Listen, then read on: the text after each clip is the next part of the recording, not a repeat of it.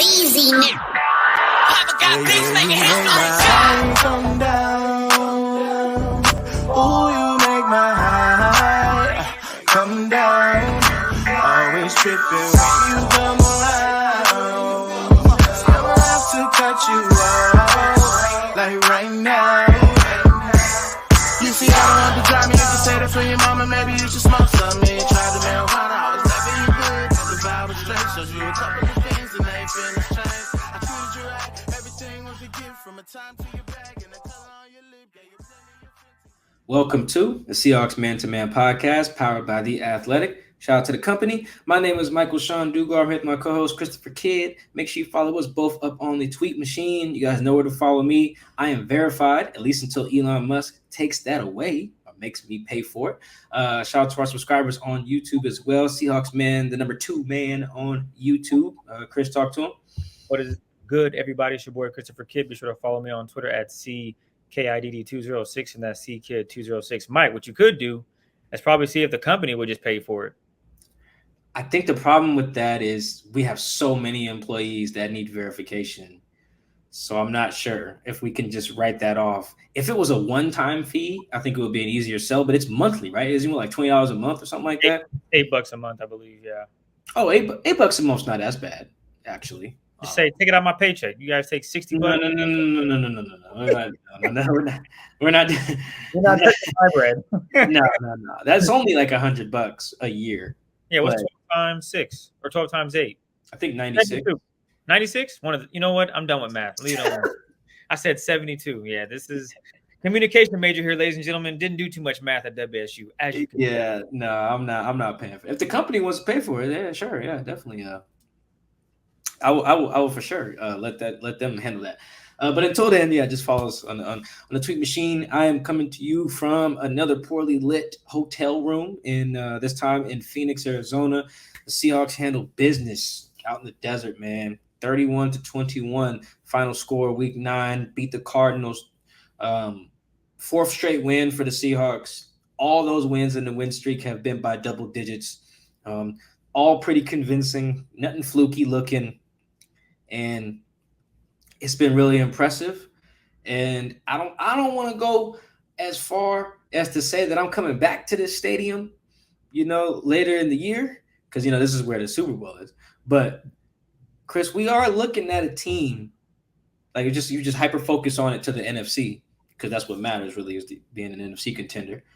This like if we talk about there ain't that many quarterbacks playing better than Geno, there's not that many teams, particularly in the NFC, playing better than the Seahawks.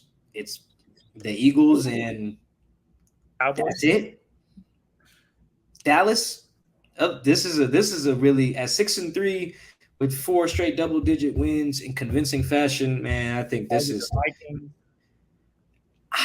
I'm just not sold on the Vikings, man. You can't watch the Twitter and see Kirk Cousins with his shirt off with multiple chains on, having a good time. You have to ignore that. I didn't even see that. You haven't seen that? No, I haven't. I'm busy. Yeah, I ain't seen it. I just think that the Vikings, it seems like they can be shut down. Like today, like they barely beat that Washington team with his backup QB. That's not very good. Although he might be better than Wentz. Anyway, the Seahawks are a real deal, man. Before we get into showing Geno some love, man, you could just feel it in the building, in the locker room today. Like today was a day I was really glad to be in the locker room. I always am, to just feel the energy. Like, for example, in New Orleans, it felt like, if shit's gonna turn, it's gonna turn right now, or it's good. Like you could just tell New Orleans was gonna be the turning point one way or the other.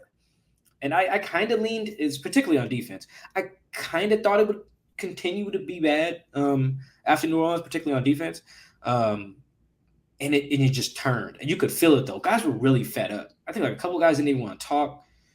Guys who usually talk, and they were just like, "Yeah, no, I can't today." And you could just feel like they were really fed up. It was enough. And that can go either way. You never know. Like look at a team like the Packers. I'm sure they thought enough was enough last week, and they go out there and lose to the Lions. So you never really know when teams get to that point.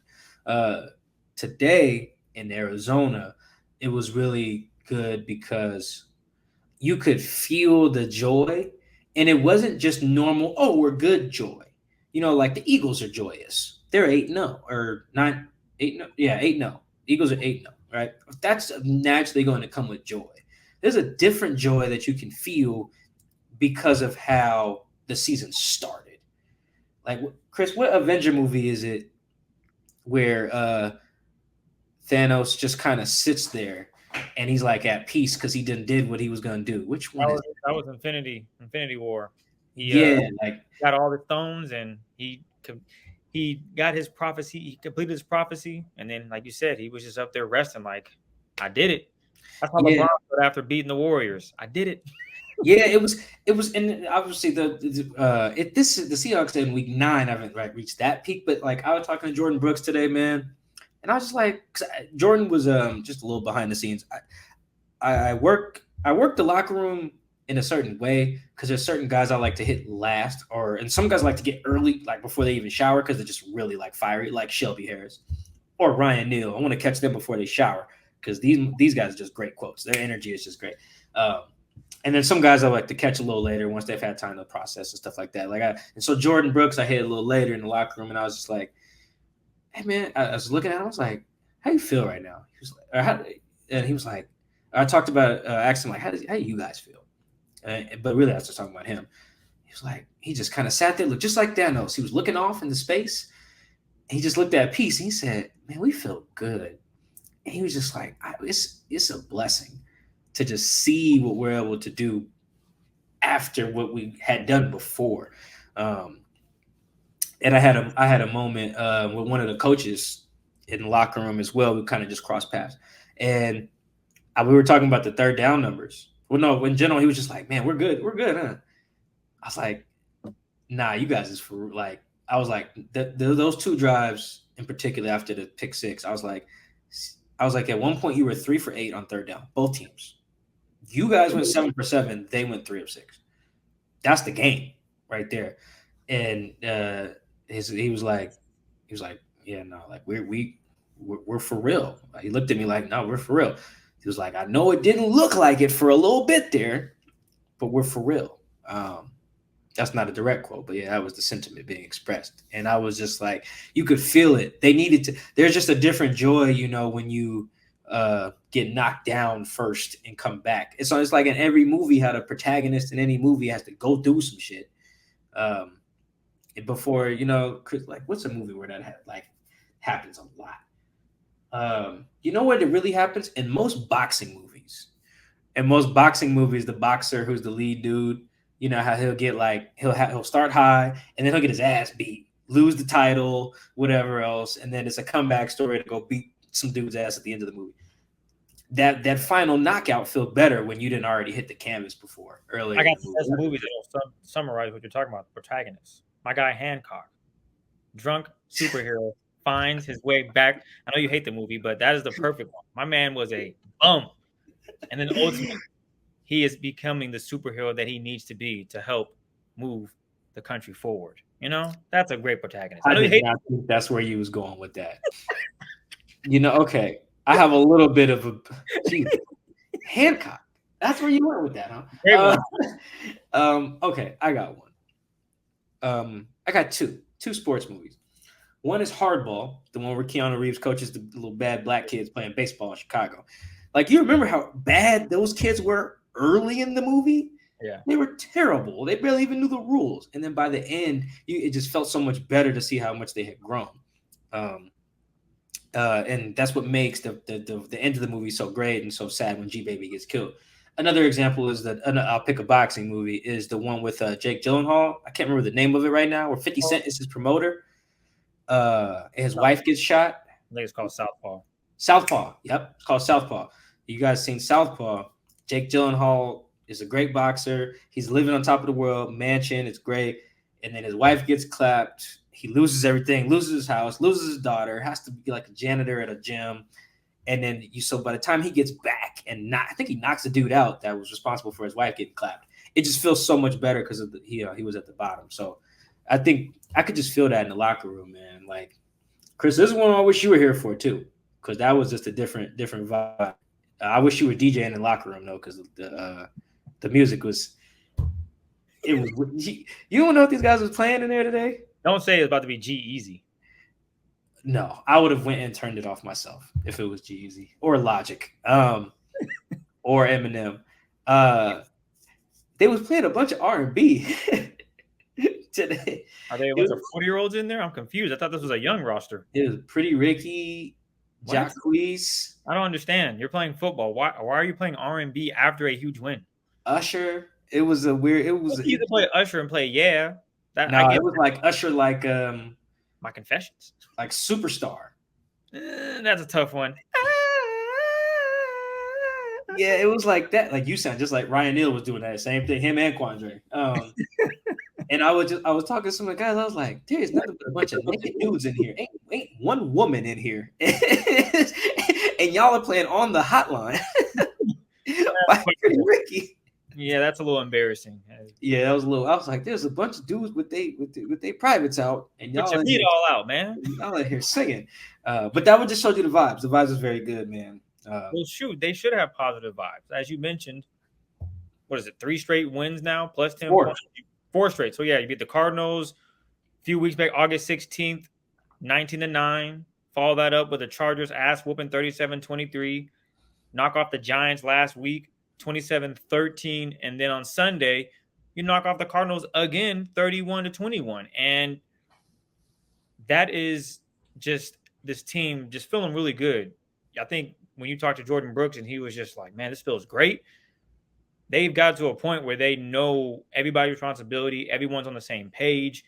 Not personally, they talked about it earlier in the year, and whether or not me, you, or anyone else believed they were going to get to this point, they did. They knew they could be this team at 6-3 with a chance to go 7-3 in Germany, knocking off Tom Brady. They have believed it all year long, even when things were looking ugly. They beat the Denver Broncos, and they lose to, who was that, week 2? The Niners. They got destroyed. And then they lose to the Falcons, and people are thinking, ooh, yeah, this team might win 6 games. They're already at 6 wins, and they have a chance to really put a stamp on the division. You mentioned the Eagles and the Cowboys. If they can beat the Bucks, that changes everything, right? The defense is continuing to play consistent, not make mistakes. I thought they played a hell of a game today. Sure, that last touchdown, whatever, I get it.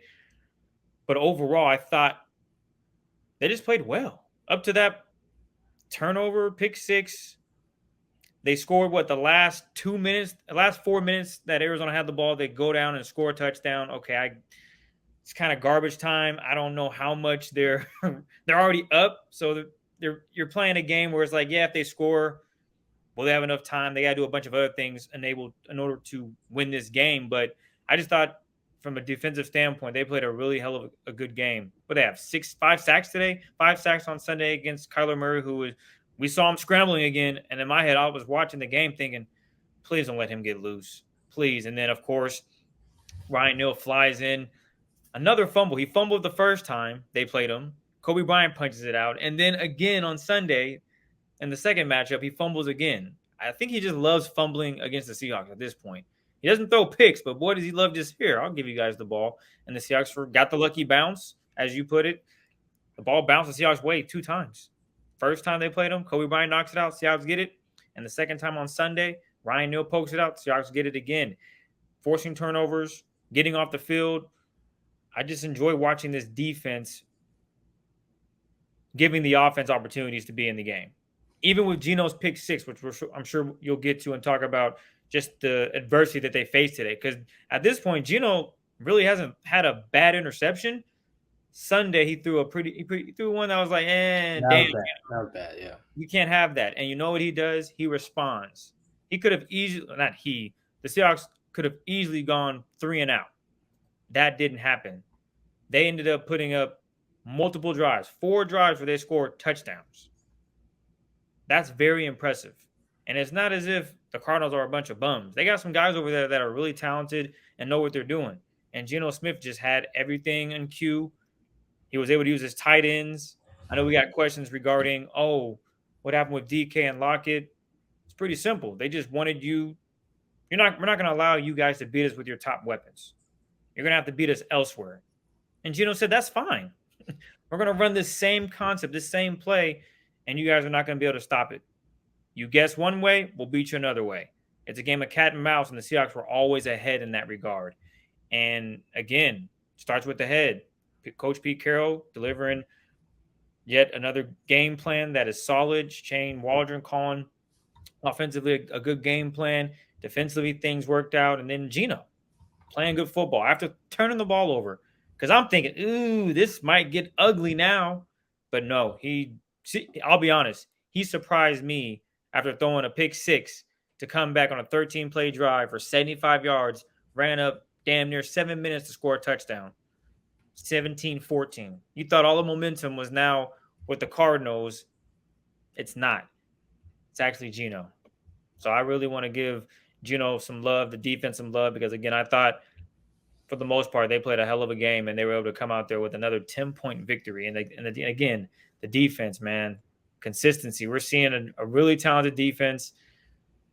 Tariq didn't really even get that much love over there. He got scored on once by Zach Ertz, which was kind of disgusting. Zach did him dirty. But other than that, man, Tariq he's having a really good year. Yeah, I think there's a few numbers that kind of speak to some of the good things that the defense did today. The 5 sacks for sure. Although I think one of those, I think Kyler fumbles the ball, and then just because LJ touches him, it's a sack or something like that. It was it was weird. It was on the last drive. I think the Cardinals were held to 4.3 yards of play. That's pretty crazy, or 4.2 actually, which the Seahawks were at 7.6, which is pretty damn good. Oh shoot, hold on. Nope, I got the wrong box score up. I got the box score up from last year's game. Oh man, I was about to run off a bunch of bad stats. Jesus Lord. Yeah, 4 points. You said 7.6. They had 6 yards per play today. Yeah, you're close. Wasn't too bad. Yeah, that's a pretty big gap though. That's a whole yard and a half. Yeah, so it's 4.3. So to your point about how many times they scored, so the Cardinals only scored twice on offense, but they only crossed into Seattle territory 3 times, and one of them was the fumble. So, and then the other 2 were touchdowns. So they're 2 for 2 in the red zone, but just didn't get in the red zone very much. Whereas the Seahawks were 4 for 4 in the red zone, got there twice as often, and scored. So I think those for sure, those numbers. Kyler had 5 yards per attempt, which is garbage. You ain't gonna beat nobody, playing like that for the most part. So yeah, there's a few numbers. The defense is doing its thing. You have 14 points to a team that averages about 22. With D-Hop as well. Yeah, it's the NFL. You hold your opponent to 14 points every week, you're probably going to win. Yeah. This is kind of the reality of that situation. I do think that before we get into questions, I'm gonna just show some more love to Gino, man. I think that Gino's basically, there's levels to the audition that Gino was doing. It's not just for the Seahawks, but it's we're all kind of unofficially checking boxes on is this Gino thing for real? The first one was just can you beat out Drew Lock for the job? Clearly. Then it's all right, you got the job. Can you hold on to it? Can you just beat a guy who's all right, we don't need to go to Drew? And for when they went 6 straight quarters without scoring, it was oh, whoa. Gets out of that, checks that box. Then he gets hot, and it's just oh, wait, whoa. Is this a fluke or is this for real? You did it against the Lions, but can you do it against somebody else? Oh, okay. Checks that box, balls out in New Orleans. It's oh, okay. No, I'm talking about after the Lions game. Yep. Okay. Balled out in New Orleans too. It's oh, wait a minute. He's making some throws out here. It's just he's checking the box. He still hasn't had the game-winning-ish drive. That's still a box. But then what he checked today was just the big boy box. He had a big boy drive last week, that 5-play, 75-yarder that was all throws. That was pretty crazy when it was tied against the Giants. That was a big boy one as well. But this one was even bigger because you could feel the momentum kind of shifting. And again, speaking to the impact of being here, Chris, it was after the pick six. That the first play they ran it, and then the next play it was like a false start on Charles Cross. After that false start on Charles Cross, it was like 2nd and 9 or something like that. It was loud in there, like you could feel like you can just feel a big play. Like obviously you can see it on TV too, but like I was like like even I'm feeling the emotions of this moment. And then he hits to Will Dissly. It's like it's 3rd and 3 now. Like if you guys go 3 and out right here. After the way this crowd's rocking, after the pick six, like you could just feel it was about to, it was gonna swing. If he gets sacked in particular, it would have really swung. Not to say it was something they couldn't overcome, but it was just one of those I was like, oh, okay, I could feel this. And then he hits Dissly for the just 5 yards on 3rd and 3, and then it comes at the 3rd and 12, and then that place is rocking again. I'm like, 3rd and 12, this could get ugly. This is gonna be lock time. Yeah, it's gonna be bad. And then he just throws a strike right to Tyler, who gets popped. Bad call on the roughness penalty, but just he was gonna get the first down anyway, so whatever. But it just turns a 14-yard play into a 30-yarder. Either way, but on Geno's part though, and the whole offense, but I'm focusing on Geno because I think he's the one that everyone's kind of like, is this real? Is this real? Is this real? Can this continue? Can this continue? And he's just checking another box. Those are just big time throws. And obviously it wasn't perfect. He almost threw another pick on that same drive. But then I think both of his throws for touchdowns today came after almost throwing a pick. So it's like, dang it. He does one of those, damn, I shouldn't have thrown that. All right, wash that away. Boom, touchdown to Tyler. Boom, touchdown to DK earlier. I think that was just so huge. And those guys knew it wasn't that they just responded with points. It was that they converted on 3rd down, which was really particular. It was really important. They were 7 for 7 on the 2 drives that really sealed it. They also made sure those drives were really long. And obviously you just want to score, but there's a complementary part of football that is really important. I'm glad Jordan Brooks spoke to it after the game when I talked to him. He was just like, people don't understand it's not just the points. They gave us a breather today. After that, it was a 13-play drive that took about 6 minutes and some change. Then after that, the Cardinals are on the field for only 6 plays. If Ken Walker would have, after that 6-play drive where the Cardinals punted, if Ken would have just busted an 80-yard run, that would have been great. That's fine. Points are great. The defense would have also just been right back out there. And they should still get a stop regardless. Like, I remember when Pete used to complain about that and the kind of the let Russ cook times. He was like, the offense is scoring kind of fast, blah, blah, blah. I always thought that was stupid. And I still do think that. But a game like this kind of demonstrates why he even has that thought. And you can see it. Like Jordan was like, we need that breather because then we get a rest. And then they go score. It just does something too. We get a boost. We get energy. And the offense knew that. And they executed accordingly. They'll still do no huddle stuff and use tempo and everything. But like they were just like, we need to put a drive together. Shit on TV sometimes like, the team needs to put a drive together. That's what it's supposed to look like. It don't have to be 13 plays every time, but 13 plays, convert on 3rd down, boom. We got the ball again. 13 plays, blah, blah, boom. Like, again, if you get an 80-yard touchdown, that's fine, but that's huge because that works. That helps both sides of the ball, and it just makes everything work together. And I thought that was really key. And Geno was at the forefront of that because what else does he convert? Chris, was he had like a 3rd and 7 in there where he runs for like 18 yards. On that first, after that pick six, that first touchdown drive or the second one? Second touchdown drive, I think he had a scramble for like 18 yards on 3rd down or 19 yards, whatever it was. And then he hit Dissly on another 3rd down, I want to say. And then Ken Walker ran for some 3rd down. So, yeah, he scrambled. It was 3rd and 7 at the 49, and he was able to scramble for 18 yards. It was huge.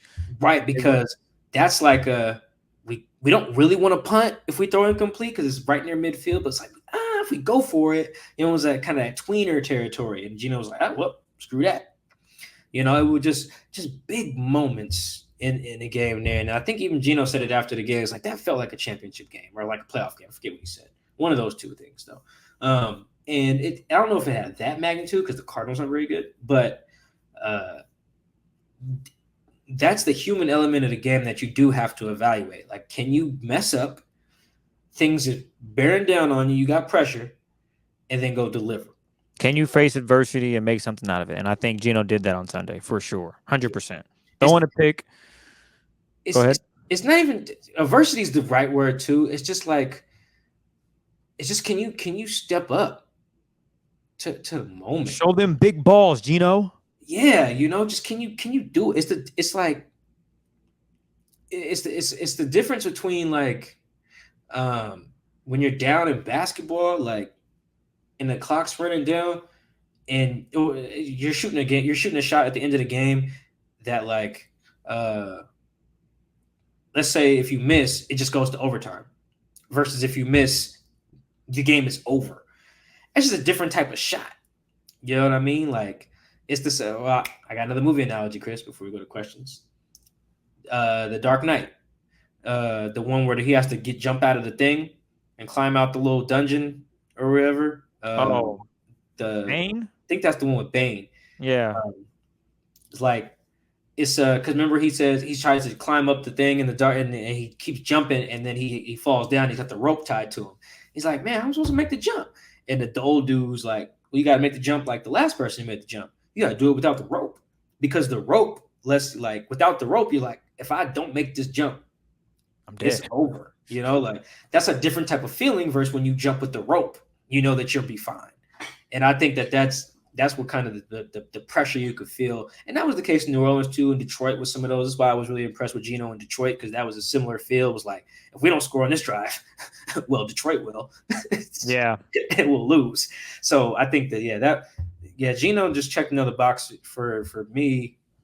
For a lot of people, I'm sure it just being like, dude, there's things you got to do to be a legit guy. Like this was the same type of shit you'd see a Tom Brady do or a Mahomes or Josh Allen, Aaron Rodgers, Drew Brees in their prime. Peyton Manning is like kind of feel the game out. Like, hey, guys, let's put a drive together, 10, 11, 12 plays, give our defense a break, score a touchdown, go from there, man. I just thought Geno today, it wasn't even about necessarily the throws. He had some good throws or whatever, but it was that. It was like, all right, you really are leading the team.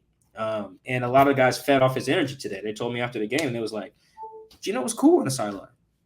He was like, do a pick. He said it was his fault. He was like, let's move on. Let's go. Like, we're going to win this game. That's what the good quarterbacks do. They just move on to the next play. And Russ was really good at that too. I actually really liked that about Russ.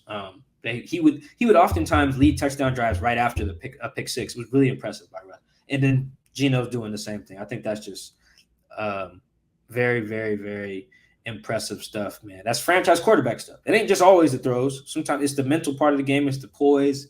It's just being able to execute, in those tough environments, because that was a tough environment. You could feel it. Geno even talked about it. You could feel it. If they had went 3-and-out sack after the pick six, they probably lose the game. A big momentum shift there. I'll tell you that much. Because in my head, that's what I was thinking. I said, "Damn, this might be the game where Geno doesn't play his best ball, throws a pick six, and he just doesn't recover. Instead, he recovers and he attacks the Cardinals and makes it look easy and just marches down the field, leads the offense, touchdown, does it again. Game is over. Shout out to King Gene. Yeah, man. Yeah, King Gene, man. Like I said last week, hey, man, your agent needs to go ahead and call that a realtor. You about to get that vacation home off that Geno commission, my boy, because that check is going to be crazy. That check is going to be big, man.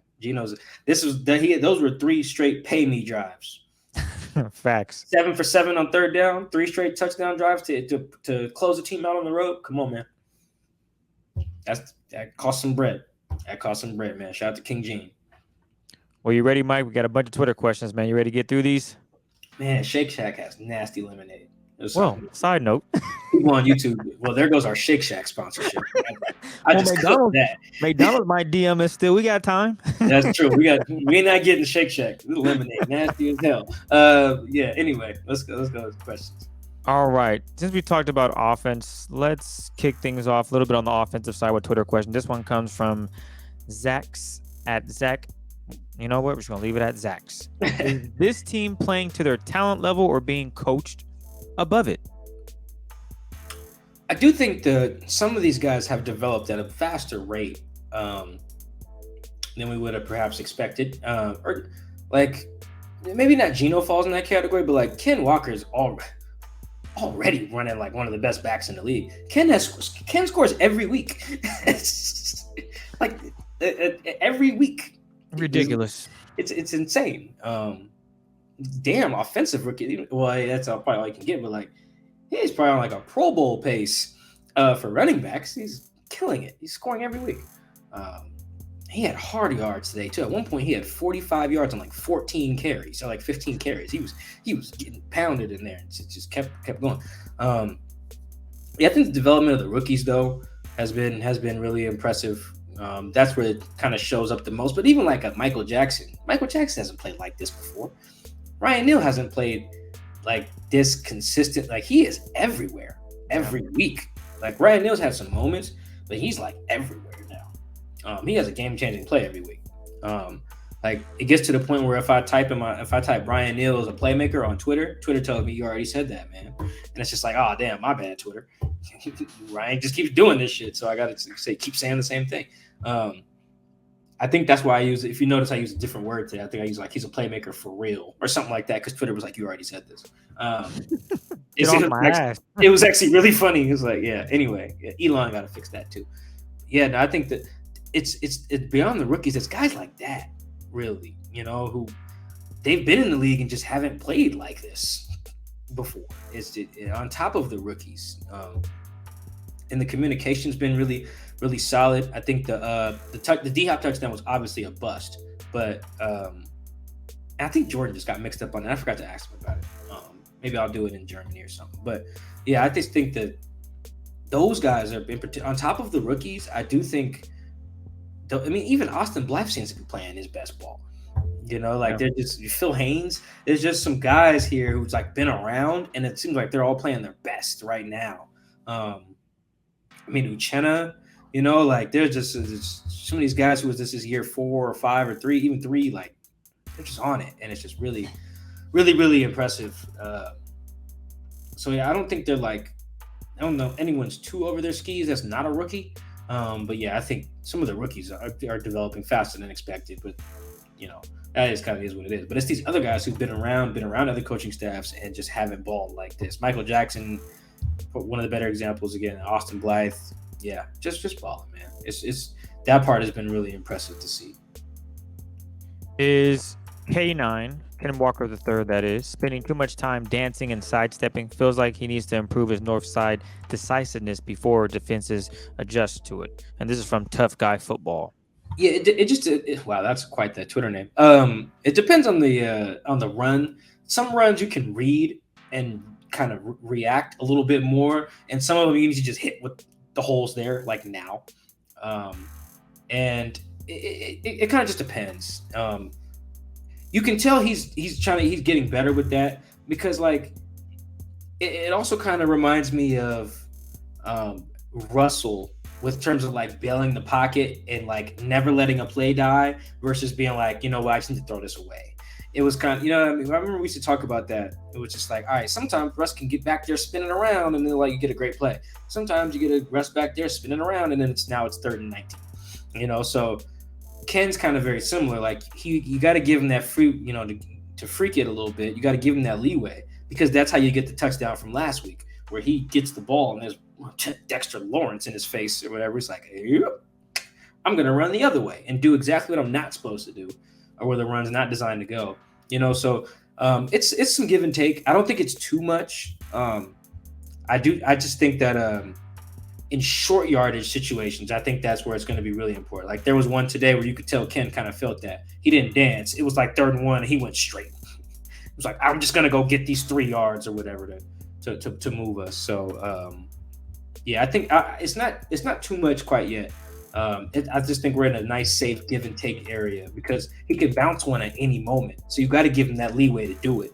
So yeah, I think you take that right now. And Ken's so goddamn good, man. He can do whatever the hell he wants. Remember earlier in the year, he was going the wrong way on runs. Like that was bad. Got it figured out though.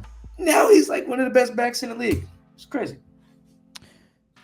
Geno is 32, but also does not have the mileage that 32-year-old starting quarterbacks do have. How many more years do you think Geno can play? That's a very good question. I think that keeps getting overlooked when you talk about how franchise guys, you talk about their timeline. Like Geno hasn't. Geno, how many times has Geno been hit between from 2015 to 2020? He took probably like a single digit number of hits because you don't get hit in practice, obviously. So like maybe it's a little more, but like he's not getting the physical wear is not on his body, and that's really particularly for his arm because he has a lot of arm strength. That's a big part of his game. Like I think he's probably got. At some point, it just doesn't matter. Your arm just kind of goes. But I think I could see this going to about 36, probably. You know, and just in terms of having the arm, I don't know about it. As long as he doesn't suffer any serious injuries, particularly like Achilles or something, Achilles would be really bad. But I think, let me knock on some wood there. Yeah, I think as long as he doesn't suffer anything really bad like that, I could see this going to, let's see, age 32, 33, 34, 35. Yeah, 3-4 of like really good athleticism where he can still do like that 18, 19 yard run like he had today. Yeah, I think he's got maybe even longer, but after a while, you probably have to stop calling design runs for him. But like in terms of as a pocket guy, this is gonna last a little bit. Like he did not having that wear and tear is really important, I think, particularly because he doesn't get hit in practice either. Yeah. So like once the season's over, no one's gonna hit Geno till like September. Mm-hmm. Maybe like August. That means something, man. Like that's good. All right, here we go. This one is from Sam at Sammy C521. Earlier in the year, you said that quarterbacks and coaches are the number one story that gets all the clicks. How has that changed with Geno and Pete surviving and thriving this season? Are you seeing more clicks, or do people continue to think it's some kind of fraud? Yeah, so this is where I unfortunately admit that I don't really check a lot of my numbers until the season ends, which is dumb. My editors are usually on that. But it's funny that you mentioned that. That hasn't changed, really. You write about your quarterback, you write about your head coach, usually when you get like the most viewership, unless something big happens, like DK chases down Buddha or something like that. But readership is up, according to my editor. But if you guys notice, I try to write something about Geno like every week. In part because he's been playing, he is the story, so it's kind of natural. But like, there's a reason. Like even today, like I could have leaned on the Ken Walker angle, but I focused more on the Geno side. I even could have leaned on the defense, honestly. But I was like, the Geno side kind of tells the fuller story, and it's the quarterback. So that still holds true. If you write about your quarterback, defense does well too, but defense is usually pretty like faceless. Like usually when you write about a defense, you just write about the defense, unless one guy has a really, really, really big game. Like Darius Slay on that Monday night where I think he picked off like Kirk Cousins twice or something like that. Like then you can write about a player. But even then, I guarantee you anyone covering Eagles the next day got way more views or whatever, just writing about Jalen Hurts again. So it still holds true. Doesn't mean to ignore the other stuff. What's good about these guys winning is that it opens up everything else. Now it's like, all right, now I got to go write a Uchenna thing. Did that. Got a Tariq Woolen thing coming. I got a Geno thing coming too. But then now I got to do a Ken Walker thing. All right, well, then I got to do a rookie check-in. Dang, probably need a Ryan Neal thing here pretty soon. It's like everything's just coming together. I got a Jordan Brooks thing that I'm working on. So it definitely starts with the head coach and quarterback. Those are the two biggest. And then the numbers reflect that as well. Like Chris, you know what story was trending last week during after the Giants game? It was like towards the end of the Giants game. My story from like a week or so prior about how much money Geno could possibly gain on the next contract. That story just started trending during the Giants game, or like right after the Giants game ended. Like because of people looking for like, oh, Geno, how much does he make? Blah blah. So the quarterbacks rule the world, man. Shout out to Geno on that too, because shout out to my homie DJ, man, covers the Texans for ESPN. He tweeted a picture of Bryce Young photoshopped into a Texans jersey on Saturday. And then shout out to the homie Chris Burke. Chris used to cover the Lions for us in Detroit. Chris tweeted a photoshopped Bryce Young Lions jersey. This was all during the Bama game. I'm so glad that I'm not in that space where I need to just like envision whoever's balling in the primetime slot on college on, begging for this team to take them to make the team I cover interesting or good. Gino's handled that. I ain't watching college football like that. I mean, I'm watching, but I can wait, Whereas those guys, oh no. They need to watch what's happening on Saturday. So yeah. Shout out to Gino, man. He saved me from that. I didn't want to be doing that. This one is from Alex Ramirez, H0F. Do you think the Seahawks draft a quarterback or stick with Gino for another season? Yeah, I think that's going to be a fascinating question because especially if it depends on how many quarterbacks are deemed like first round worthy because a lot of teams will need them. I still think the Commanders need one. I still think most teams in the NFC South need one. The Lions need one. The Panthers need one. The Texans need one. The Giants need one. The Jets might need one. Zach Wilson's not it, boy. I'll tell you that right now. So there's so many teams that are going to be worse than them, but it's like, are those teams also worse than Denver? Right? Like, so it's a weird spot. I think the Seahawks right now where it's trending is that what they could probably do is afford to extend Gino, and then you don't have to use either of your 2 first-round picks on a quarterback. You can take whatever is left in the second round, maybe even the third if you want, and then go from there and maybe develop that dude. And then in the event that you want to, pass it to him in year 2 or year 3 or whatever, you can do that. The team will look completely different by then. But I think Gino has definitely played his way out of Seahawks need to draft a quarterback in the first round. They don't need to do that. Like he's taking that off the table. Like it went from the Seahawks have to easily take a quarterback with Denver's pick if it's top 5. Now it's like, oh no, we don't need to do that. Now Gino keeps playing well. It's like we don't even need to take one with our meaning Seattle's first round pick. So yeah, Gino's made it so they don't even have to think QB until round 2. Also touch on the fact that the Seahawks had obvious needs and they need to draft for depth now if that's the case, and considering Gino is playing well. So the draft won't be the same pretty much as what you're probably going to get to, Mike, considering how things are shaping up with the way Gino's playing. Yeah, so they're definitely going to have some holes. There's some really important pieces that not under contract next year.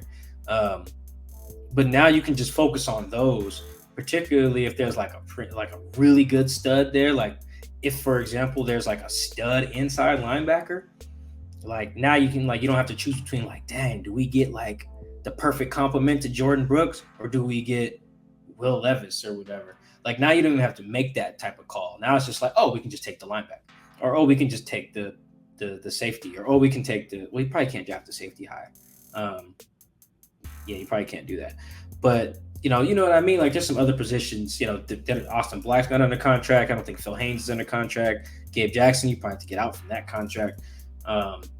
So yeah, they're gonna have some positions they need to fill. But now they don't even have to debate between do we take a center or do we take a quarterback? And I was like, oh no, we can just ignore that part. Like Gino has changed the trajectory of how their draft board could look. Like it looks so different than if you guys would have asked us that on August 31st or something. This one is from Elliot Greason. Should the Seahawks consider signing another wide receiver? Man, I'm just gonna keep drinking this lemonade too, even though it's nasty. I mean, if OBJ calls and says, "Hey, what's going on with Gino up there?" I just got cleared. I think you gotta take the call, and you gotta seriously consider that because just like I wanted them to, I always think that you can never have too many weapons, man. Like especially one like OBJ who can block, and receiver blocking is very important. But at the very least, he's not a liability as a blocker, and that's what you can't have. It's hard to spring those big runs without some downfield blocking. So yeah, if he calls, yes. Anybody else, it's probably not worth trying to, because that's the thing about signing a guy in November or whatever. You gotta then make an effort to get him the ball so he feels good in the offense. There's no one else really worth doing that for, especially if Marquise Goodwin's groin is not super bad. I think he's a good third receiver. Noah Fant or Will Disley is a good third option as a pass catcher. They got weapons. They still don't know what to do with D, but uh, unless Marquise is like really, really, really hurt, then I think they're fine. But always though, Odell, come on, man, come on. Didn't Odell like just turn 30? Like he's a young cat. I think he's younger than both of us. He's young. I know that, and he looks like a tight end now. Give him a shot. This Does one he, is does he look like he gained some weight? oh God, he looks. I don't know if he's gonna be able to play wide receiver. He's that big. Oh man, he just turned 30. So yeah, like he ain't old, man. Like that's yeah. If he calls, come on, man. This next one is from @SP_the_man. Has Shane Waldron done enough thus far to get head coach consideration from other teams in 2023? Not yet, not yet. I think you got to do a lot. I think to get like climb that ladder that fast. Although I mean, step one is to be a white guy, so like he's got that going for him. Step two, I guess, is to have worked for Sean McVay. So I guess he's got that going for him too. Actually, never mind. I'm going to talk myself into a different answer there. Now Shane's doing a good job though. I think he just has to sustain. After what happened in 2020, I'm never going to jump the gun at this. Remember we were talking about Schottenheimer getting, head coach consideration. Yeah. And like at this point in the 2020 season, and then that just went down. Like I don't even know where Shotty is right now. Isn't he in Jacksonville? No, that was last year. He was Urban Meyer's staff. I don't know if they retained him. Yeah, so Shane's on the right path, though. He is on the right path. Oh, that's right. He is now a coaching analyst for the Dallas Cowboys. Oh, is he really? Yeah. I did not know that. Well, he's a coaching analyst. I don't even know what that means. I kind of do, kind of don't. But I do think that he's on the right path. He just has to see it through, do it for another season, maybe at least finish this one out. But he's definitely making a great case, man. Like I say, he's got two things working for him already. He's a white dude, and he worked with Sean McVay. That might be enough to get a job right there, but he's also then doing a really, really good job. This next one is from Ryan York. When was the last team that started rookies at both tackles, at cornerbacks, and at running back? Asking for a friend. That asking for a friend makes that sound rhetorical. I doubt that's ever happening. I think there's only two other instances where they started rookies at tackle, so it can't be that many times. Now, these guys. Here's the thing about the draft class, man. Like, I don't think these dudes thought it would go like this. They thought they got good players, but I don't know if they thought it would be like this right away. Like, think about this. Charles Cross is what, Chris? Their fourth best rookie? Let me see. It's crazy to think about it. You got Tariq, number one. Number two. And then number three, you could argue Boye. Then maybe Charles is 4, or you could put Kobe there at 4. I would argue it's Ken, Tariq, Abe, and then right there is where you get to Kobe. Oh shoot, yeah, Abe. I forgot about Abe. My goodness. Yeah, so it's like they didn't expect it to fall that way. They knew they got good players who would be good at some point. Them all just being good now is like kind of crazy. Another behind the scenes thing. Just such an awkward exchange. John Schneider was just in there dapping people up. And he dapped me up. And I was just like, man, you did some work this offseason, man. Salute. And he couldn't hear me because the music was so damn loud. And he was like, what'd you say? I'm like, man, you did some work this offseason. And you could tell he just didn't hear me. But he just didn't want to say, what'd you say again? So he just kind of was like, yeah, man. And just kept walking. Turn that goddamn on your phone. You should have wrote it on your phone like, hey, this is what you... It was just it was I should have told him to turn that goddamn R&B down. But credit to those guys. They did the right thing. Like, even Tariq's just such a great example of what I'm saying, man. They thought he'd be good. They was like, 5th round, whatever. He'll figure it out. If nothing else, he can be a gunner on punt because he runs 4.2. Now he might win Defensive Rookie of the Year. So him and Sauce Gardner are just right there with each other. So, yeah, what they have going with that rookie class is just unreal. Yeah, it is unreal indeed. This next one comes from Cody Marmon. Hey, what up, Cody? How was Shane Waldron and Geno able to consistently get positive yardage on the bootleg actions to tight ends 5 to 6 times, and Arizona had zero answer in the flats? Well, the reason that play works really well is it just stretches the rules that teams have, and like so, if you're that backside backer, which you can play that a certain way where you blow up the play, and we've seen that. Bruce Irvin had one of those that he almost turned into a sack on Daniel Jones just last week. But it puts that defender in conflict, and if you shoot it the right way, you can blow it up. Right? But if you guess wrong, and you're that back, it's really that backside guy. If you guess wrong on that, you can be screwed. For example, the Falcons ran a similar concept to that play action boot thing, they ran what looked like a boot. Uchenna Nwosu comes screaming upfield. It ends up being like a zone run, I think. Cordell takes it backside, and then it ends up being a big gain. I think Darrell Taylor messed up on one of those last year as well. So it just puts that guy in conflict, tests the rules of the defense, and it's just really hard to just really be on top of. Although the Cardinals were on top of it today. I think one of them went to D, and that didn't go well. And it doesn't. It's just a hard play to stop based on whatever front you're in. And it used to kill the Seahawks too. Jared Goff used to bootleg the hell out of the Seahawks. They had to change their whole fronts because they was like, Robert Woods is killing us on these fly sweeps, and then Jared Goff is bootlegging the hell out of us. They switched their fronts, had KJ play the bootlegs, and then it worked out. So yeah, I think it's just a really good scheme thing that puts a certain player in conflict, because that's what you want to do on offense. Find the guys who have the toughest jobs, put them in conflict, and then execute around that. Sean McVay and Shanahan are so good at that, particularly with exploiting linebackers.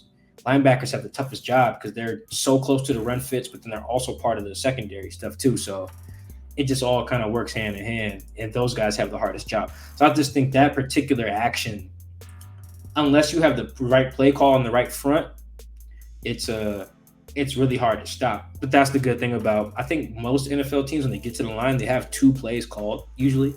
So that way Geno, as he has the freedom, just be like, oh, they're in this front that's about to shut this shit down. Well, all right, hand off to Ken Walker, or just, do something else. So it's really good by Shane, understanding what the defense's rules are and then how it went to exploit them, and then Geno being on the same page with him. This one is from Artem at TomTom1532. Any news on when Trey Brown will be back and how much he will be used when he does return? Okay, I don't know how much he'll be used when he's back. However, it's my understanding that Trey should be ready to play in Munich. If he is not, he'll almost certainly be ready to play. Who do they play after that? Oh, it's the bye week. Then they play the Raiders. Yeah, so he should be – Raiders game should be the time. He probably could play in Munich if necessary.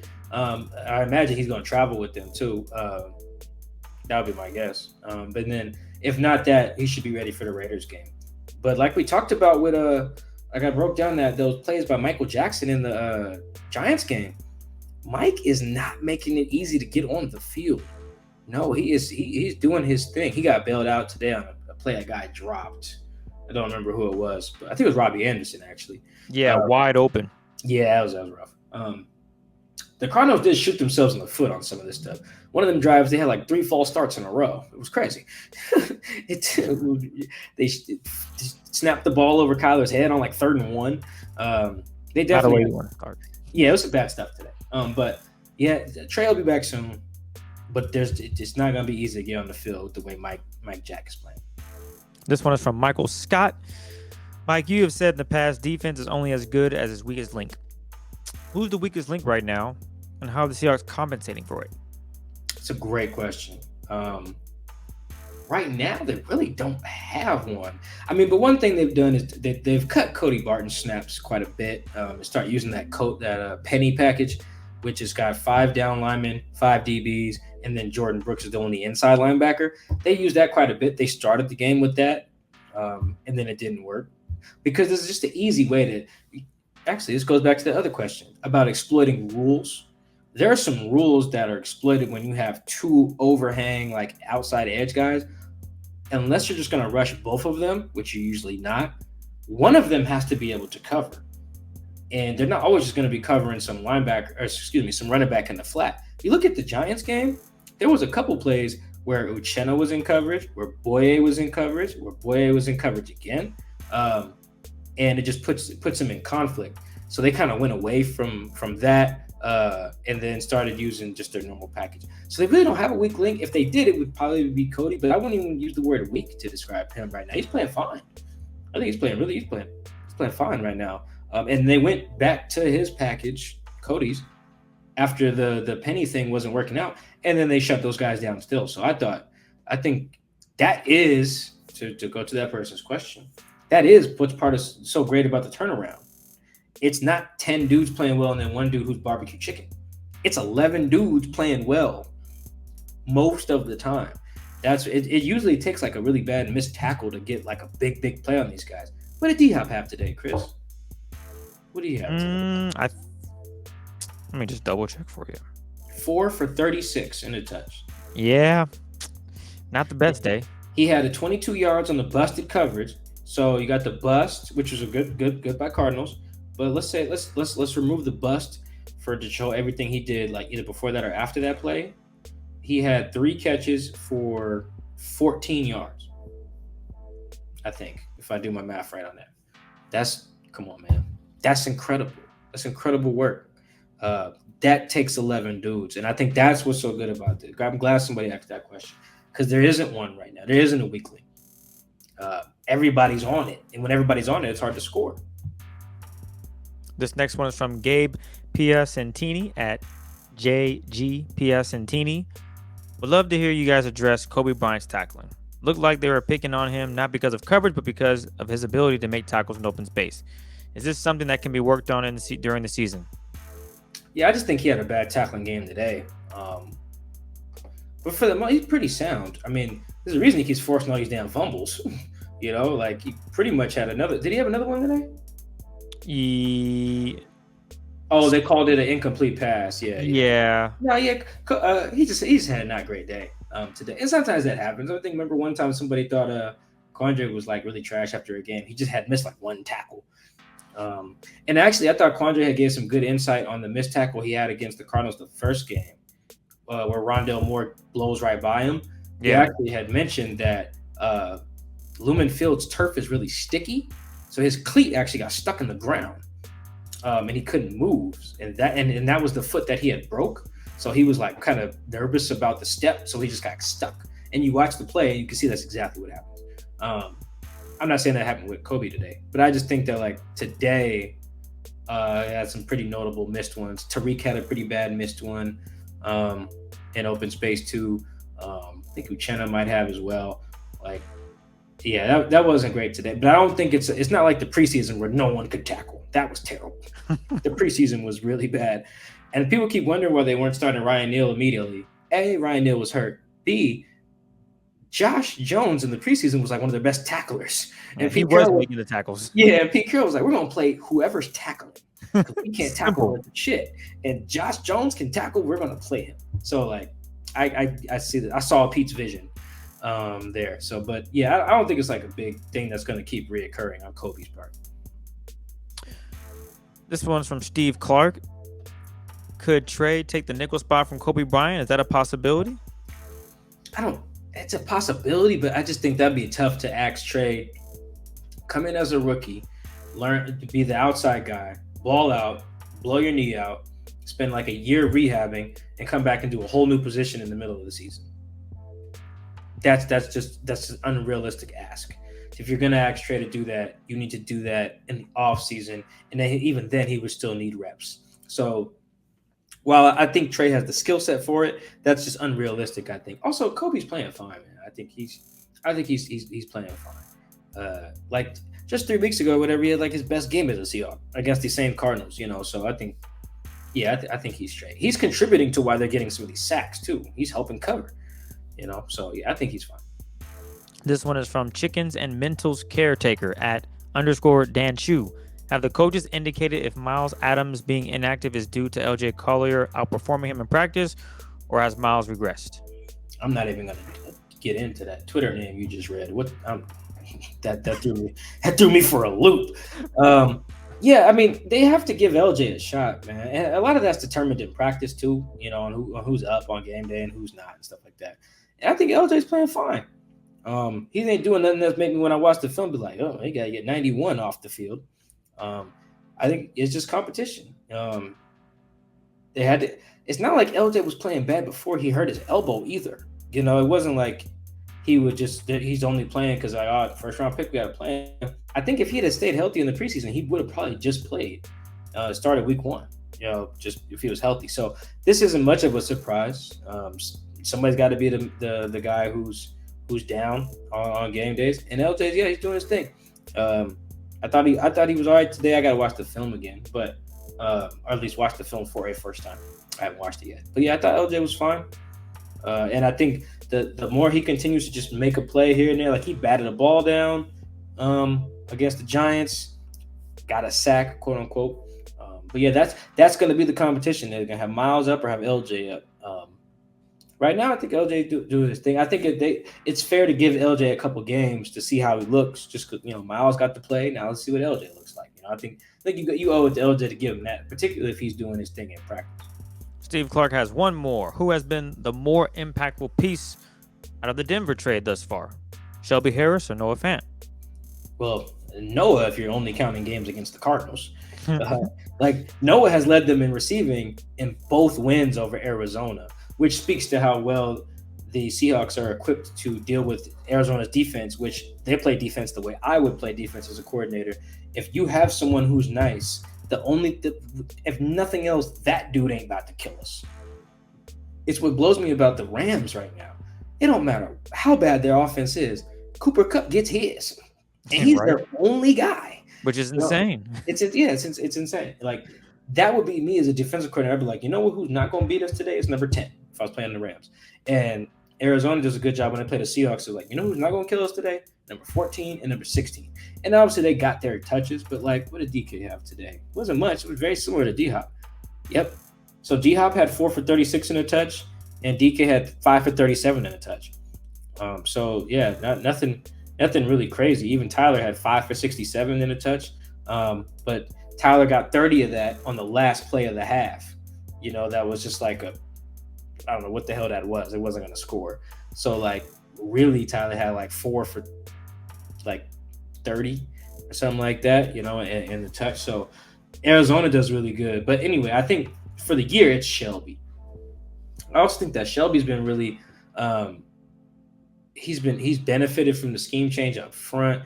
And Shelby just don't give a damn about nothing, man. He's just a hard working dude. He's just going to come in there. He's going to do his job. He's going to let you tell him about him not doing his job if he's not getting it done. And if you're not doing your job, you're going to hear from Shelby. Yep. And it just works. You need that accountability, in the room. He's been around the game a long time. So, yeah, I think he just brings that attitude. It's such a great quote. That quote that he gave Ian Furness on Fox after the Giants game was just amazing. And then the one after the Broncos game, where he's like, yeah, that's what happens when you trade your lineman to the other team. It's like, whew, that was fire. Yeah, it's Shelby. Shelby's been very impactful. This next one is from Michael McNewhouse. If I hadn't watched any Seahawks game this season, what would you tell me about this team and how they are winning? I would say there's nothing that they can't do. I think that's the thing that you're going to notice is that they could win a game.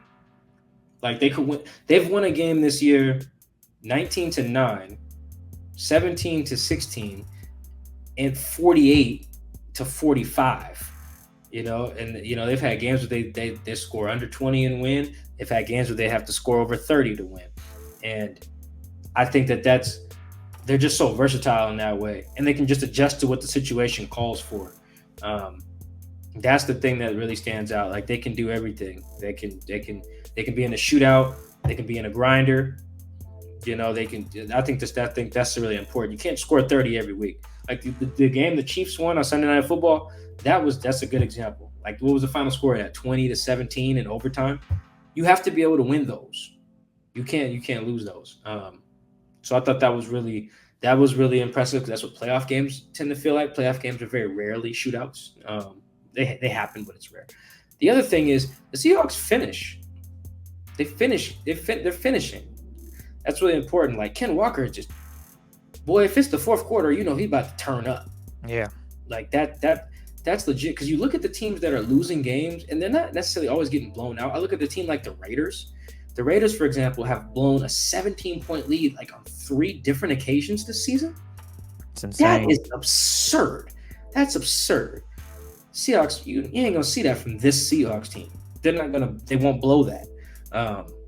Not 3 times for sure. Like, you know what I'm saying? Like they finish. And they can finish however they need to do it. Finish with the defense on the field, finish with the offense on the field. I just think that's been really impressive. There's nothing, like I said, there's nothing they really can't do. They can stop the run, they can shut down the passing offense, they can run it on you, they can throw it on you, you know, whatever. As long as the special teams doesn't just blow it, you know, they can get it done no matter what the game calls for. This one is from Cade_Ashby. How do you think the Seahawks will look in their second game against the Niners later this season? They've gotten healthier, added CMC. The Seahawks defense has stepped up. Geno's been cut loose, and K9 keeps getting better week in and week out. Seems like both teams have evolved since week 2. Yeah, I think the real challenge there is going to be shutting down the run game of the 49ers. That's going to be tough because those guys can do their thing. And the other part will be San Francisco has also gotten a lot better at being able to be like, look, 14 ain't going to beat us. They have some problems with Tyler still, but they after that game where DK embarrassed them and had like 140 yards on Emmanuel Mosley, they've done a good job of being like, yep, 14 ain't about to kill us. So that forces everyone else to do their job at a high level. But at the same time, you can't ignore DK. You have to throw him the ball. So that's going to have to be another game probably where someone else leads them in receiving yards, and it just depends on who that's going to be. And then the one-on-one matchups are going to be a lot tougher in that game, particularly on the third downs and stuff like that, between Ayuk and Debo and Kittle and I feel like they just picked someone up. Oh, McCaffrey. Like, yeah, it's just going to be – that's going to be a battle, man. I can't wait. I want to do a big Richard Sherman story that week too, since he'll be on the Thursday night. Yep. Yeah, and it's Thursday night. It's Seahawks Niners. It works out so perfectly. I got to remind me to call Amazon about that. I just call Sherman. But, yeah, I think that's going to be a dogfight. That'll probably be their toughest challenge, them and the Chiefs. This next one is from Chris Hamilton at 206_Chris. Do you think the Seahawks would have the same record, better record, or worse record with Russ at quarterback? Man, this is crazy to say. Probably worse. For this specific reason, though. The reason I praised Geno earlier in the show about knowing when, like being able to sustain those drives when you need them, I just think that they've had problems with doing that with Russ in the past. They would go out there and hit the home run ball or 3 and out. It'd be like a 5-play drive or a 3 and out, or a 5-play touchdown drive, 3 and out, 6-play touchdown drive, 3 and out, and it's hard to be feast or famine in that way. You can't do that, and they could have. There's been some times, particularly in these last 2 games, and they've done it a few times too, but where that's just been a good thing about having Geno. He's been better on third downs than Russ was the last few years, and because of that, they can sustain drives better, and you can give your defense a rest and play a little better complementary football. I can see why Pete now was beefing about that thing during the Let Russ Cook era.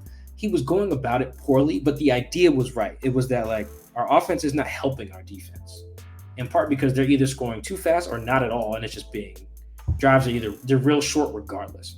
Because last year the Seahawks like led the league in defensive plays played. It was like ridiculous. Quandre was on pace to just like smoke all the other defenders in terms of plays played. He might have still had done it. Bobby too. So. Yeah, that in particular, that part. It's not even that Geno's a better quarterback than Russ. This year he is, and it's not close. But I think that part in particular, can you go out and sustain a long drive when we need to? Geno was doing that really well. And Russ, the last few years, that just wasn't happening. This is from Jeff at JOhm253. Do you guys have a greater appreciation for culture building after seeing this season play out? I know at times you thought they should have got rid of Pete. What has impressed you the most about Coach Carroll this season? Yeah, I was definitely on the. It's easier to find. If I knew Pete and Russ were both hard to replace, but I just thought Russ would be harder. Well, yeah, I guess not. The thing, the culture part was never something that I questioned. Culture's always like so many guys in Seattle who like ball out here, get paid elsewhere, and then stink. That happens more often than not. It's like guys play their best ball here. They've got all these late gems that they found. Like they've done some great things. I'm not talking about drafts. I'm talking about Justin Coleman's, Ryan Neal's, Michael Jackson's, like guys like that, Puna Ford's. Like it's just so many great moves in that regard too. Hell, even Justin Simmons, that one, Jordan Simmons for a while where he was playing well, like just random ass stuff like that. But no, I never underestimated that. The most impressive thing that they've done, realistically, is draft really well. That was always our critique, Chris. It was just like, if you're overseeing personnel and the personnel is not getting it done, what if we need you for? Yeah. That was always the thing. And then they got better personnel. They nailed this draft class. Crazy good. So I think that's the big change. But the other part, in terms of just what Pete has done culturally, he just got these guys believing that a turn was coming. Because it can get really hard to tune out the noise.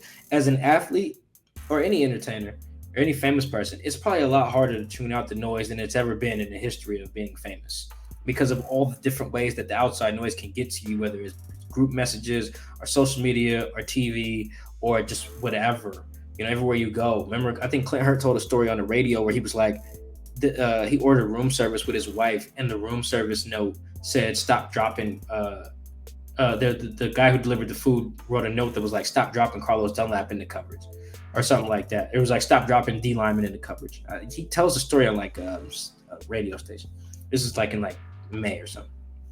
I tweeted it too. You can probably find it. Either way, like stuff like, it's just hard to avoid hearing what people think about you or your team or your teammates or your process, your journey, whatever. And that's tough to tune out and just focus, and then to keep believing, even when you're not seeing results, like they weren't in Atlanta or they weren't in Detroit or they weren't in the New Orleans game. But that starts with Pete.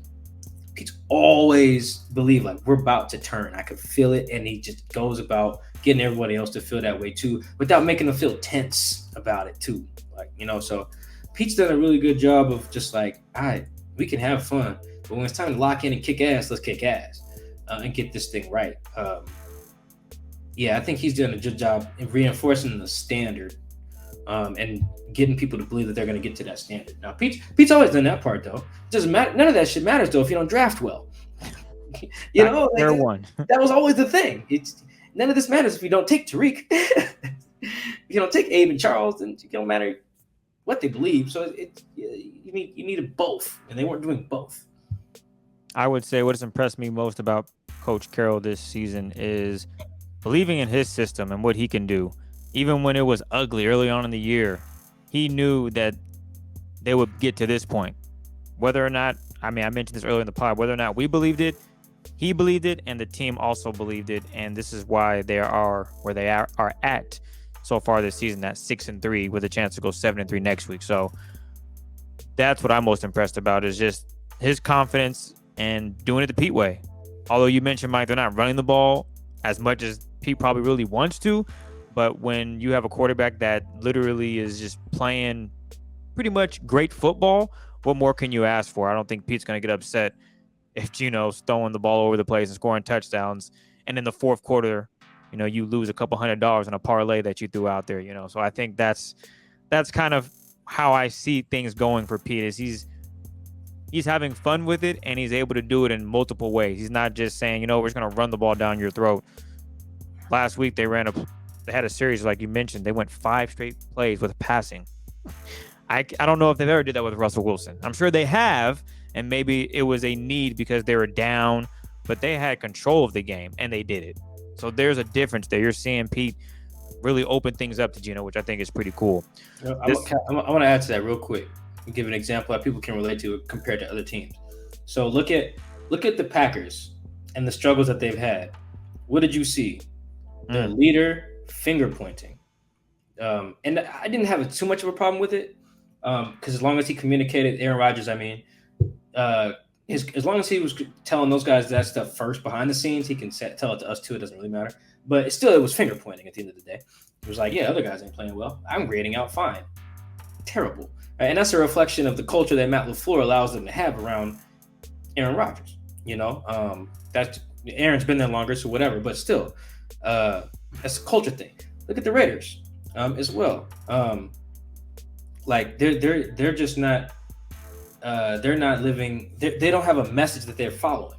They keep blowing leads, right? Because their coach is not emphasizing finishing the proper way and coaching it and teaching it the way Pete Carroll is. Josh McDaniels doesn't have that message beating into his players' heads, and so it's not translating. Just those it's the messaging. Pete's messaging it has an effect. A guy like that who preaches finish all the time, guys is getting it done finishing. Guy who preaches all about the ball, these guys lead the league in forced fumbles. You can see some of his stuff just translate. Again, the players got to execute, but there's some real world examples from other teams that are not doing that. Doesn't seem to be accountability in Vegas. Doesn't seem to be accountability in Green Bay. There's accountability here when things weren't going well, and I think that's the big difference. If I can see why guys were telling me when it was going bad, and I was asking how you turn it around, they were like, "We have to stay together." And you can see because these other teams are not. I read some Derek Carr quotes today that tells me he wants to kick Josh McDaniels' ass. That's not good, So I think that part is a Pete thing. That's really cool. This next one is from Tony K, Karate K 84. If you had to pick one, which would it be? Geno, most valuable player, Pete Carroll, coach of the year, or John Schneider, executive of the year? And does one outweigh the others as far as implications on how far they go in the playoffs, or would they be voted on before the postseason and it doesn't matter? No, those are all those are regular season awards, but they're all voted on before when the regular season ends, and they don't get announced until the day before the Super Bowl. I think that's how that goes. The most likely of all those is probably John Schneider, executive of the year. Although I don't think Geno has a shot at MVP. I just think there's some other guys whose teams, like the Chiefs, are still really good. The Bills are going to turn that. Like the Bills had a clunker, but Josh Allen's still putting up some crazy numbers. Geno's got Jalen Hurts' team is undefeated. That's the other thing too about the Coach of the Year thing. Like the Eagles are undefeated, so. Unless you plan on winning every game from here on out, Pete, it's gonna be tough to knock off the Eagles. Yeah, that's a tough one. So the Eagles are undefeated. So they'll have some competition there. Even executive of the year, I think, is going to be a close one. Again with the Eagles, undefeated. The Eagles could make the Eagles could have all those same three people award finalists too. They could have MVP in Hurts. They could have Coach of the Year and what's their coach's name? Nick. Sirianni. Yeah. Yeah, Sirianni. And then they could have Executive of the Year, Howie Roseman. I mean, it's not like Executive of the Year is only drafting. Like trading for AJ Brown was a great move. Just like getting rid of Russ ended up being a great move for them. So trading for AJ Brown changed their. Look at how good their offense is. It's crazy. And the pieces that they drafted well too. Like they've done some good things too. Robert Quinn's probably going to factor in to their team. They built a good old line. So.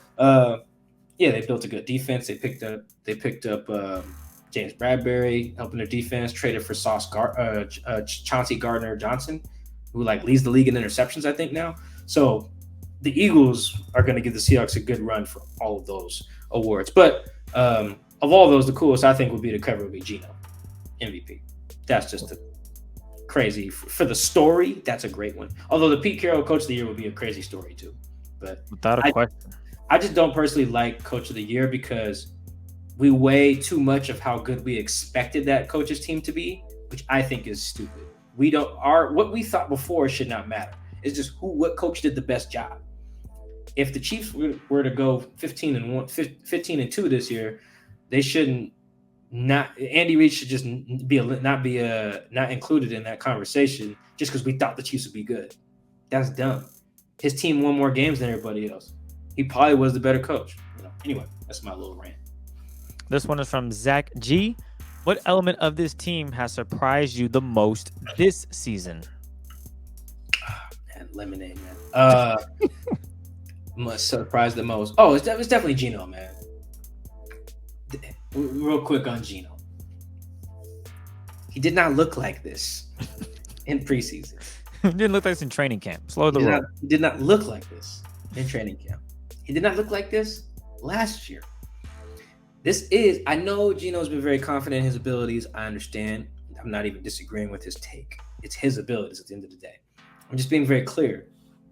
It ain't like there was signs to indicate this was coming. There were not. Pete Carroll didn't even see it coming, which is why he had to take the training wheels off. And after 2 weeks in, it's like he did not look like this, man. People keep asking me, it's like, where's Geno come from? I don't know. He's throwing touchdown passes every goddamn week. He didn't throw one in the preseason. They had days where they couldn't score in the Seahawks defense, which now doesn't look as bad. But still, man, it was just, no. Geno surprising the hell out of me, man. I said it, I keep saying it. It's a very particular thing he's surprising me on. He's able to push the ball downfield consistently without compromising accuracy or ball security. That is something I did not project that he would be able to do consistently week in, week out. That is what he's surprising me on the most. The other stuff, not as much. That particular thing, yes. To not be a homer and piggyback off your pick of Geno Smith, I will go the offensive line with Charles Cross and Abe Lucas. Basically the draft. I thought you lose Dwayne Brown, who for the most part been solid with the Seahawks for his career. Right tackle Brandon Shell couldn't stay healthy, and you go and draft two dudes that have solidified themselves as starters for years to come in this league. You can't say nothing bad about those two dudes. Outside of maybe a few penalties there from Charles Cross, maybe now and then Abe Lucas gets bull rushed. But outside of that, these guys, man, they're going to be really talented, and they're going to be fun to, you don't really hear much about them, so they're going to be really fun just being around this roster, and as they become veterans, showing the young guys, those dudes are studs, man. You don't get those dudes every draft. And the Seahawks landed on two of them, left tackle and right tackle, and they are proving their worth. So that's what I would say for the season that surprised me the most, for sure. Last one comes from Ryan Turner at Turns 44. It's mid-season award time. Who's your Rookie of the Year, Coach of the Year, Unsung Hero, and Most Valuable Player? It's a lot of fun, guys. All right. Let's see. All right. Seahawks man-to-man mid-season awards to close the show. Which one you want to start with?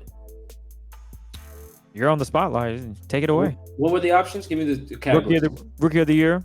All right. Rookie of the Year. Woo, it's tough. I'm going to go with Tariq. I just think he's been really good.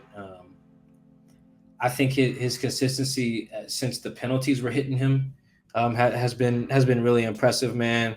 The receivers he's gone up against actually haven't been that terrorizing. I've checked that, in the story I'm working on.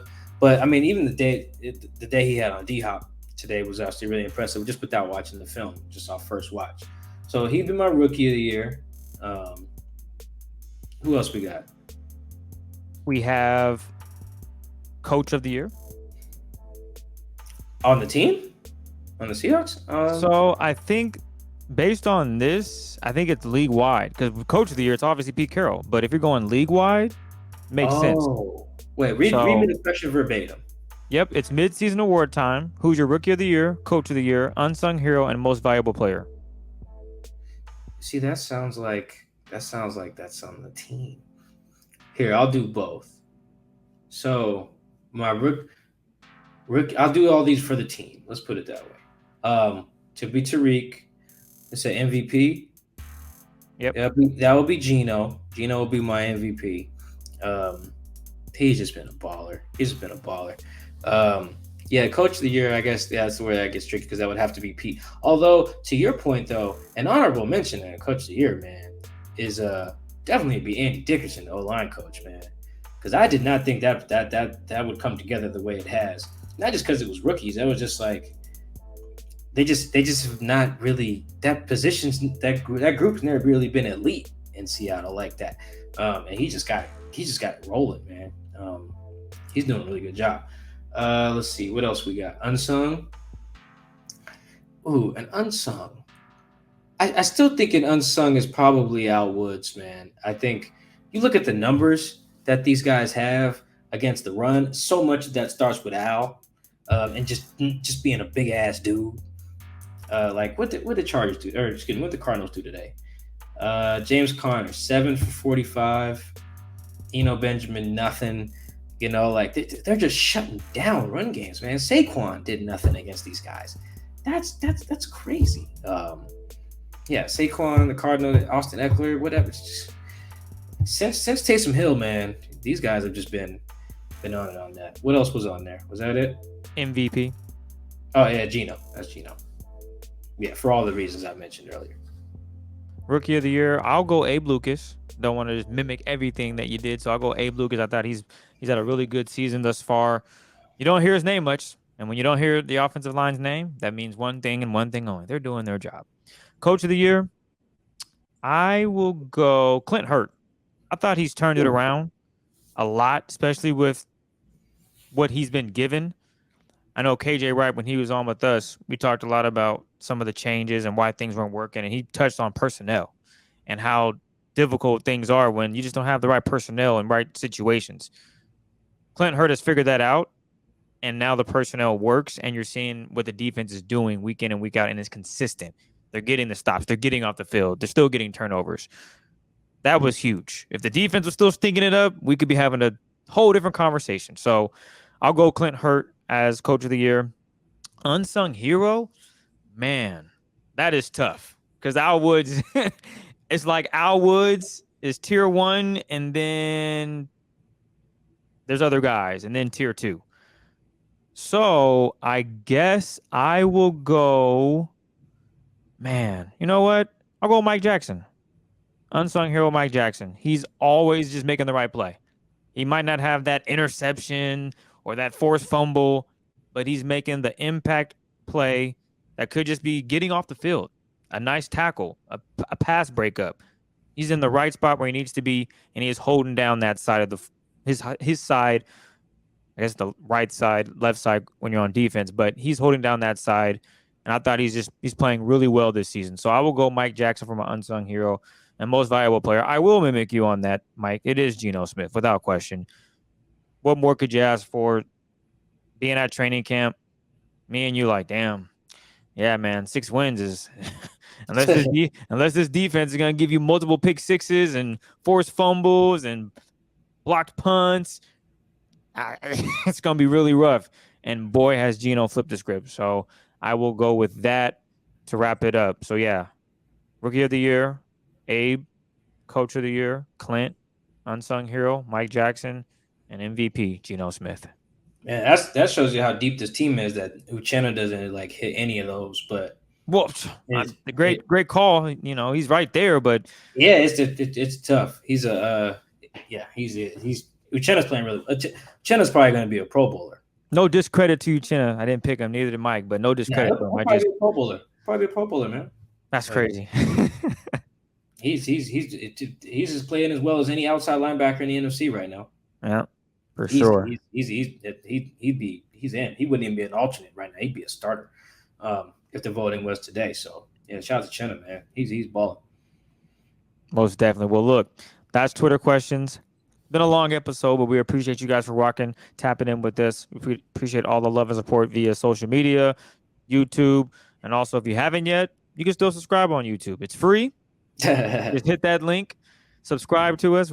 We'll have another show later this week.